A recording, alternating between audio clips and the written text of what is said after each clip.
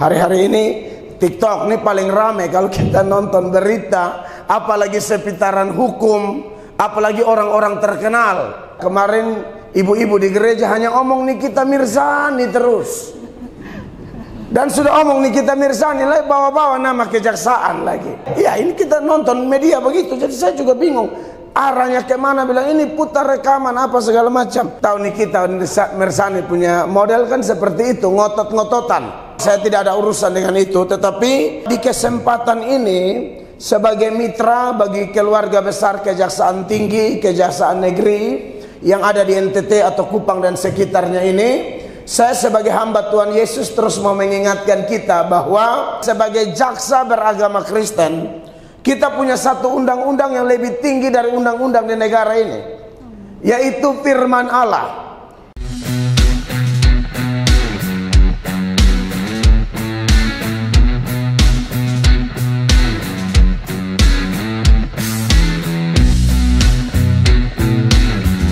Kita akan buka kitab suci kita bersama-sama dalam Injil Matius pasal 6 ayat 33 sesuai dengan undangan di depan ada ayat tersebut, maka saya memilih untuk membahasnya bagi kita pada saat ini.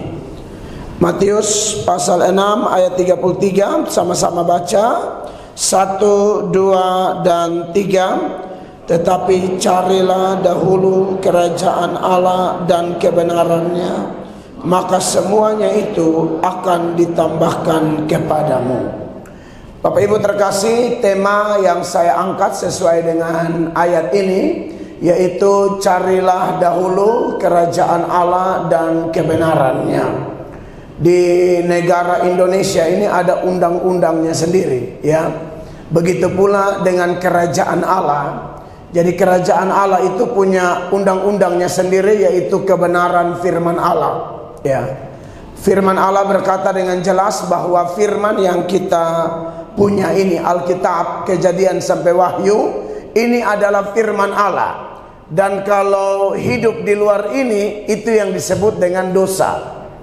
Di dalam 1 Yohanes pasal 4 ayatnya yang ketiga, di sana ayat 1 Yohanes 3 ayat 4 maksud saya, di sana diberi keterangan tentang salah satu arti dosa, yaitu kalau mulai menyimpang dari firman Allah. Dikatakan demikian, setiap orang yang berbuat dosa melanggar juga hukum Allah, sebab dosa ialah pelanggaran hukum Allah. Dosa ialah pelanggaran hukum Allah, ya.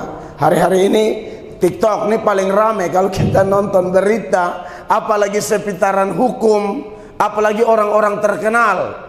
Saya kemarin ibu-ibu di gereja hanya omong Nikita Mirzani terus. Dan sudah omong Nikita Mirzani lagi bawa-bawa nama kejaksaan lagi. Tapi saya, ya ini kita nonton media begitu, jadi saya juga bingung. Arahnya kemana, bilang ini putar rekaman apa segala macam. Tahu Nikita Mirzani punya model kan seperti itu, ngotot-ngototan. Nah, kita tidak tahu, saya tidak ada urusan dengan itu, tetapi di kesempatan ini sebagai mitra bagi keluarga besar Kejaksaan Tinggi, Kejaksaan Negeri yang ada di NTT atau Kupang dan sekitarnya ini, saya sebagai hamba Tuhan Yesus terus mau mengingatkan kita bahwa undang-undang negara ini ada, tapi sebagai jaksa beragama Kristen, kita punya satu undang-undang yang lebih tinggi dari undang-undang di negara ini, yaitu firman Allah.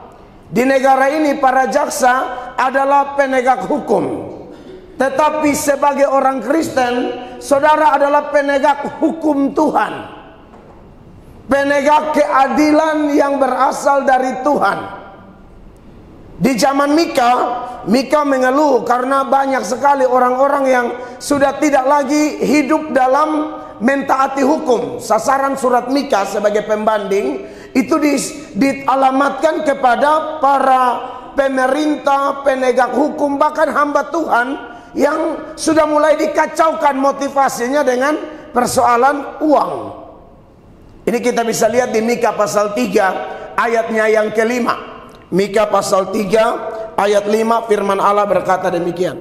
Beginilah firman Tuhan terhadap para nabi yang menyesatkan bangsaku, yang apabila mereka mendapat sesuatu untuk dikunyah, maka mereka menyerukan damai, tetapi terhadap orang yang tidak memberi sesuatu ke dalam mulut mereka, maka mereka menyatakan perang. Nabinya udah rusak nih, hamba Tuhannya. Kalau ada uang, kasih makan, damai, serukan berkat terus. Tapi kalau tidak kasih, aduh, dia mulai serukan perang. Ini fenomena zaman itu sebagai pembanding saja. Maju ke ayat 11. Ternyata bukan hanya nabi, penegak hukumnya juga. Para kepalanya memutuskan hukum karena suap, dan para imamnya memberi pengajaran karena bayaran.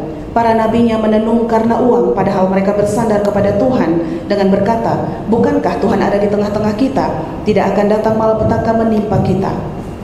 Fenomena seperti ini saya percaya semakin menuju kiamat yang ada di depan kita nih, itu tensinya tambah tinggi. Yang namanya dekadensi moral, kebejatan moral, kebengkokan secara moral akan tambah naik. Itu sudah nubuatan Alkitab. Bahwa yang benar semakin benar, yang jahat semakin jahat, yang jujur semakin jujur, yang bengkok semakin bengkok. Makanya di Mika 6 ayat 8, lalu Tuhan pakai Mika ini yang ditugaskan untuk menyuarakan firman Tuhan di dalam keadaan yang memang sangat mengerikan seperti itu. Ayat 8 dikatakan, tetapi aku ini penuh dengan kekuatan. Mika 6 ya, ayat 8. Mika 6 ayat 8. Hai manusia, telah diberitahukan kepadamu apa yang baik, dan apakah yang dituntut Tuhan daripadamu, selain berlaku adil, mencintai kesetiaan, dan hidup dengan rendah hati di hadapan Allahmu. Iya. Jadi saudara-saudara yang diberkati oleh Tuhan Yesus, maka kita sebagai hamba-hamba Tuhan, baik pendeta, baik jaksa, penegak hukum, kita harus menjadi orang-orang yang mendahulukan kerajaan Allah dan kebenarannya. Definisi kerajaan Allah itu, Bapak Ibu terkasih, kerajaan Allah bisa berarti tempat. Tempat itu artinya nanti kalau kita meninggal, kita orang percaya, kita masuk ke sana. Tapi kerajaan Allah juga bisa berarti sebuah keadaan, satu kondisi di mana kita dikuasai oleh Roh Kudus dan kebenarannya. Nah, mengapa kita harus mencari kerajaan Allah dan kebenarannya? Yang pertama, supaya kita itu dibedakan dari orang-orang yang tidak mengenal Allah. Di ayatnya yang ke-32, di sekitar ayat 33 ini ayat bilang begini, semua itu dicari bangsa-bangsa yang tidak mengenal Allah. Akan tetapi Bapamu yang di sorga tahu bahwa kamu memerlukan semuanya itu. Kenapa saya dan saudara sebagai pendeta, sebagai jaksa, sebagai orang Kristen pada umumnya harus mencari kerajaan Allah dan kebenarannya, harus dikuasai oleh suasana kerajaan Allah dan suasana kebenaran Tuhan, supaya kita beda dengan orang-orang yang tidak mengenal Allah. Kalau konteksnya jaksa, ya saya tahu kalau jaksa beragama Kristen tuntutan kita lebih. Kita tidak boleh sama dengan orang yang lain. Bahkan di dalam Kristen saja ada Kristen yang kenal Allah, ada Kristen yang tidak kenal Allah. Ada Kristen yang sungguh-sungguh, ada Kristen yang tidak sungguh-sungguh. Ada Kristen jenis gandum kata Alkitab, ada Kristen jenis ilalang, ada Kristen jenis domba, ada Kristen jenis kambing. Kalau kambing kan saya sudah sampaikan berkali-kali, dia tidak akan dengar suara gembala. Kambing itu kalau tarik dia tarik kembali kita. Tapi kalau domba itu punya kepekaan yang luar biasa terhadap suara gembala. Makanya Tuhan Yesus bilang begini, bagi mereka yang tidak percaya bahkan menolak firman Tuhan di zaman Yesus melayani, Yesus bilang, iya, kamu tidak percaya karena kamu tidak termaksud domba-dombaku. Sama-sama dengar firman Allah, sama-sama dengar Alkitab, tapi ada yang domba, ada yang bukan. Saya tidak tahu di ruangan ini siapa domba, siapa bukan, saya tidak tahu. Pokoknya saya sampaikan saja, saudara yang percaya, saudara yang dengar, dan saudara yang mau dikuasai oleh firman, Anda benar-benar domba, dan domba itu akan dibedakan dengan mereka yang bukan domba. Yohanes pasal 10 ayat 26, bagi yang menolak, Yesus bilang begini. Yohanes 10 ayat 26. Tetapi kamu tidak percaya karena kamu tidak termasuk domba-dombaku. Kamu tidak percaya karena kamu tidak termasuk domba-dombaku. Tapi kalau yang percaya dan mendengar itu domba. 27. Domba-dombaku mendengarkan suaraku. Domba-dombaku mendengarkan suaraku. Dan aku mengenal mereka dan mereka mengikut aku. Dan aku mengenal mereka dan mereka mengikut aku. Saudara-saudara yang diberkati oleh Tuhan Yesus, jaksa-jaksa yang dipakai Tuhan di lingkungan Nusa Tenggara Timur ini, jadilah jaksa yang berkarakter domba. Saya mengasihi Anda, jangan berkarakter kambing. Apalagi penggambaran-penggambaran yang lain di Alkitab juga ada loh. Bukan hanya kambing, bukan hanya domba. Ada yang bilang ular. Itu ada di Alkitab. Kepada Farisi-Farisi yang jago sekali masalah hukum Taurat, jago. Tapi Yesus ketemu mereka, Yesus bilang, kamu keturunan ular beludak. Kamu sangat pintar ya menampilkan sesuatu yang di luar bagus, tapi kamu seperti kuburan berlabur putih, di luar bagus, di dalam busuk. Sebagai hamba Tuhan Yesus, saya ingatkan ini supaya kita semua mari dikuasai oleh kerajaan Allah, dikuasai oleh suasana sorga dalam setiap karir, tugas, tanggung jawab kita. Bapak Ibu, hidup kita di dunia ini tidak lama.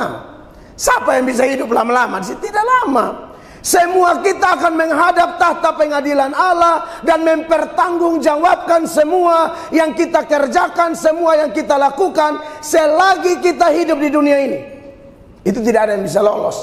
2 Korintus pasal 10 ayatnya 2 Korintus 5 ayat 10 kalau tidak salah. Sebab kita semua harus menghadap tahta pengadilan Kristus. Oh pasti tidak ada yang lolos. Supaya setiap orang memperoleh apa yang patut diterimanya sesuai dengan yang dilakukannya dalam hidupnya ini, baik ataupun jahat. Itu pengadilan tertinggi. Siapa bisa suap surga? Siapa bisa suap Tuhan Yesus? Ini ada doi 1 karang, tolong dolo bela beta. Oh tidak bisa. Di dunia ini mungkin bisa, dan banyak kali terjadi karena kita orang Indonesia ini kan. Sekarang TikTok tonton, aduh ini penegak hukum siapa berlaku bengkok, di mana hakim siapa, jaksa siapa, polisi siapa, pendeta siapa, semua ada di sini. Sedangkan kita beragama Kristen, harusnya hati nurani kita dikuasai oleh sorga, sehingga kita tidak sama dengan orang-orang yang tidak mengenal Allah. Kita masih hidup di dunia, tapi firman Allah berkata, janganlah kamu menjadi serupa dengan dunia, berubahlah oleh pembaharuan budimu, kata Alkitab. Jadilah pejabat-pejabat seperti Daniel, Sadrak, Mesak, Abednego. Jadilah seperti siapa? Seperti Yusuf. Itu orang-orang percaya. Semakin takut Tuhan, semakin diangkat Tuhan. Semakin takut Tuhan, semakin dipromosi. Saudara takut manusia, saudara akan hancur. Saya omong ini betul, pasti hancur. Hanya masalah waktu. Tapi kalau takut Tuhan, sekalipun dunia kompromi mau menghancurkan kita, tidak bisa. Allah di pihak kita. Allah akan bela kita, Allah akan jaga kita, Allah akan upgrade kita, naik level. Sadrak, Mesak, Abednego, itu sudah jelas upaya dari orang-orang kafir untuk mengkafirkan mereka. Ada upaya-upaya aktif orang kafir mengkafirkan mereka, tapi mereka tidak menjadi kafir. Dipaksa menyembah patung Nebukadnezar, mereka tidak mau. Sampai Nebukadnezar bingung dengan SMA ini, Sadrak, Mesak, Abednego. Di depan Nebukadnezar ancam, kalau saya sudah kasih bunyi-bunyian, kalian harus sembah itu berhala. Kalau tidak sembah, maka kalian akan dibakar dalam perapian yang menyala-nyala. Mereka tidak mau. Daniel pasal 3 ayat 16. Karena mereka tahu 10 hukum Allah itu hukum kedua, jangan membuat patung berupa apapun untuk disembah. Itu jelas itu ayat.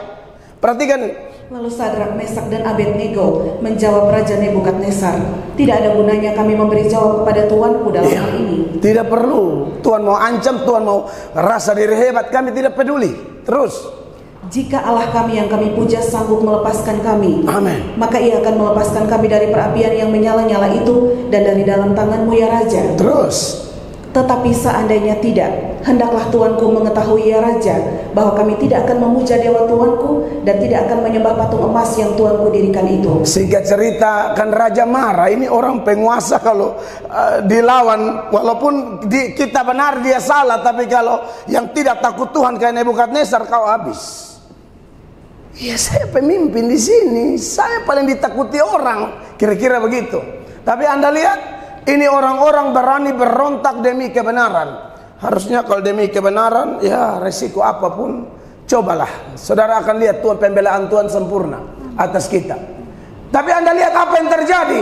Orang yang memberontak ini dipromosi Tuhan. Ayat 28, Nebukadnezar sampai kaget. Kok berani sekali orang ini. Ini luar biasa. Berkatalah Nebukadnezar, Ya. terpujilah Allahnya Sadrak, Mesak, dan Abednego. Amin. Ia telah mengutus malaikatnya dan melepaskan hamba-hambanya yang telah menaruh percaya kepadanya dan melanggar titah raja, dan yang menyerahkan tubuh mereka karena mereka tidak mau memuja dan menyembah Allah manapun kecuali Allah mereka. Lalu apa dampaknya, akibatnya? Sebab itu aku mengeluarkan perintah bahwa setiap orang dari bangsa, suku bangsa atau bahasa manapun ia yang mengucapkan penghinaan terhadap Allahnya Sadrak, Mesak, dan Abednego akan dipenggal-penggal dan rumahnya akan dirobohkan menjadi timbunan puing, karena tidak ada Allah lain yang dapat melepaskan secara demikian. Yang berikut ini paling luar biasa. Mereka dapat kedudukan tinggi. Sudah lihat, ini luar biasa. Para penjilat semua tidak dapat. Justru yang berani benar ini yang diangkat Tuhan. Lalu raja memberikan kedudukan tinggi kepada Sadrak, Mesak, dan Abednego di wilayah Babel. Diberkatilah Bapak Ibu jaksa yang dipromosi jabatan karena kebenaran. Diberkatilah Bapak Ibu, Tuhan akan angkat, Tuhan akan pakai, akan menjadi kesaksian. Kalau diangkat bukan karena kebenaran, kesaksian apa? Anak SD pun tahu itu busuk. Ya kan di sekolah dari SD kita sudah ajar mana pejabat benar, mana pejabat dusta. Jadi itu jadi bahan omongan. Tapi kalau hidup benar, oh Tuhan angkat. Kebenaran itu menurut orang Kristen, tambah hari tambah terang. Kegelapan tambah hari tambah gelap. Jadi buat semua saudara-saudara saya di ruangan ini, saya mengasihi saudara. Saya menyampaikan firman apa adanya. Carilah kerajaan Allah supaya kita beda, kontras dengan dunia ini. Dan kalau kita berani kontras, Tuhan promosi kita. Sampai yang raja-raja jahat kayak Nebukadnezar sampai akui. Kenapa? Karena mereka berani tampil beda, berani beri warna. Yang lain begitu, saya jangan, saya beda. Kira-kira begitu. Itu yang pertama. Yang kedua, saudara-saudara, ini bau bakso ini mencurigakan sekali ya. Mau khotbah panjang tidak jadi. Ini bakso, ini bakso tanda dia, mau dikajati, mau dikajari, selalu dia. Kemarin ya Bapak kajari. Saya sampai tambah 2 mangkok ya. Yang kedua, saudara, kenapa saya dan Bapak Ibu harus mencari kerajaan Allah dan kebenarannya supaya kita mampu mengalahkan kekhawatiran. Ya, saya kadang-kadang curhat-curhat dengan bapak-bapak jaksa. Ada juga yang mencurahkan kekhawatirannya, takut ini, takut itu manusiawi. Ya, tidak ada manusia kebal dengan khawatir. Tetapi kalau kita mencari kerajaan Allah, seputaran ayat-ayat ini, di ayat 34 bilang begini, sebab itu janganlah kamu khawatir. Khawatir itu Bapak Ibu terkasih, dia dari kata Yunani merimna. Merimna itu artinya orang yang pikirannya bercabang. Dia ada di ibadah begini, tapi pikirannya sulari mana-mana. Ya, ini cicilan kulkas atau apa, sulari mana-mana. Tapi kalau orang berkemenangan atas khawatir, punya ketetapan hati, itu luar biasa. Dan satu lagi, saya sampaikan bahaya dari khawatir. Khawatir itu akan membuat orang menjadi aktif, tapi negatif. Itu khawatir. Jadi karena khawatir, jadi dia mulai, pokoknya segala upaya dia akan buat aktif sekali, tapi dosa semua. Itu khawatir. Makanya kenapa kita harus mencari kerajaan Allah supaya kita dibebaskan dari hari ini, dari hal-hal yang aktif negatif. Kalau mau aktif, aktif yang positif. Kalau mau aktif, aktif yang benar. Kalau mau aktif, aktif yang kudus. Bapak Ibu terkasih, saya percaya bahwa kita semua ini tidak lolos dari masalah. Dan kekhawatiran itu kan jenisnya ada banyak. Makanya dalam 1 Petrus 5 ayatnya yang ke-7, di sana Petrus menyuarakan ini, bahwa serahkanlah segala kekhawatiranmu. Kata segala menuturkan bahwa kekhawatiran itu bermacam-macam. Kami sebagai pendeta pun kadang-kadang kami pikiran juga. Saya punya 4 anak, yang 1 berkebutuhan khusus. Ini kira-kira siapa yang nikah dengan dia? Nanti kalau dia sembuh atau tidak. Jujur saja kadang-kadang mengganggu. Tetapi karena ada firman-firman seperti ini, kami punya jalan keluar untuk datang ke kaki Tuhan dan menyerahkan semua, mencari kerajaan Allah, mencari hadirat Allah, mencari firman Allah, mencari perkenanan Tuhan, dan serahkan itu semua. Jujur pikiran saudara-saudara. Anak 1 datang bilang mau jadi dokter. Oh, lu sangka dokter gampang nah.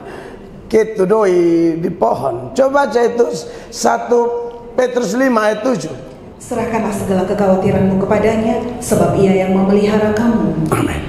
Orang yang mencari kerajaan Allah, sekalipun ada banyak gangguan di hidup kita, masalah kesehatan ya, yang digumuli oleh Pak Kajar ini kan luar biasa kesehatannya. Kan pikiran juga kadang-kadang sebagai manusia. Tetapi kalau kita datang kepada Tuhan, serahkan segala sesuatu, Tuhan yang ambil alih, Tuhan yang berperang ganti kita, kita diberi keyakinan yang kokoh bahwa Allah yang kita sembah, Dia turut bekerja dalam segala hal, suka duka, untung rugi, sakit sehat, omongan negatif atau apapun. Allah turut bekerja untuk mendatangkan kebaikan bagi kita yang mengasihi Dia, yaitu kita yang terpanggil sesuai dengan rencananya. Jadi saudara-saudara, saya percaya bahwa dengan mencari kerajaan Allah, maka kekhawatiran kita akan bisa kita atasi. Dan yang ketiga yang saya jumpai dari pembacaan kita adalah ayat 34 bilang begini. 33-34 lah saya baca sekaligus. Tetapi carilah dahulu kerajaan Allah dan kebenarannya, maka semuanya itu akan ditambahkan kepadamu. Sebab itu janganlah kamu khawatir akan hari besok, karena hari besok mempunyai kesusahannya sendiri. Kesusahan sehari cukuplah untuk sehari. Jadi kenapa kita mencari kerajaan Allah dan kebenarannya, Bapak Ibu terkasih? Supaya kita siap atau kuat menghadapi penderitaan apapun yang Allah izinkan setiap hari. Ini ayat bilang setiap hari pasti ada susahnya, setiap hari pasti ada penderitaan. Firman Allah berkata, kepada kamu dikaruniakan bukan saja untuk percaya, tetapi juga untuk menderita untuk Dia. Maka semua penderitaan yang Allah izinkan untuk membentuk iman kita, membentuk pengharapan kita, membentuk ketergantungan kita secara penuh kepada Tuhan, itu hanya mampu kita hadapi kalau kita selalu mencari kerajaan Allah dan kebenarannya. Tentu bukan hanya ibadah bersama seperti ini secara ekumene, tetapi saya percaya Bapak Ibu yang agama Kristen sudah tahu ajaran Tuhan. Tuhan rindu ada saat teduh setiap kita ini dengan Tuhan. Doakah, baca Alkitabkah, itu harus setiap hari. Saya sering ingatkan ini, kalau baca Alkitab Tuhan ngomong dengan kita, kalau berdoa kita ngomong dengan Tuhan, dan kalau saya sampaikan firman seperti ini, saya sedang bicara tentang Tuhan. Kalau ketiga hal ini biasa kita lakukan, saya percaya kita kuat. Karena bagaimanapun sebagai para jaksa dengan tantangan pekerjaan luar biasa, masalah-masalah banyak di NTT, di kota Kupang. Aduh, saya kalau dengar teman-teman jaksa cerita masalah ini masalah itu, ternyata tidak mudah juga jadi jaksa. Oleh karena itu, carilah kerajaan Allah supaya keberpihakan Tuhan kepada Bapak Ibu, sehingga kita lebih daripada pemenang. Kiranya khotbah saya sederhana ini memberkati kita. Beri tepuk tangan yang meriah bagi Tuhan. Mari kita berdiri bersama-sama Bapak Ibu.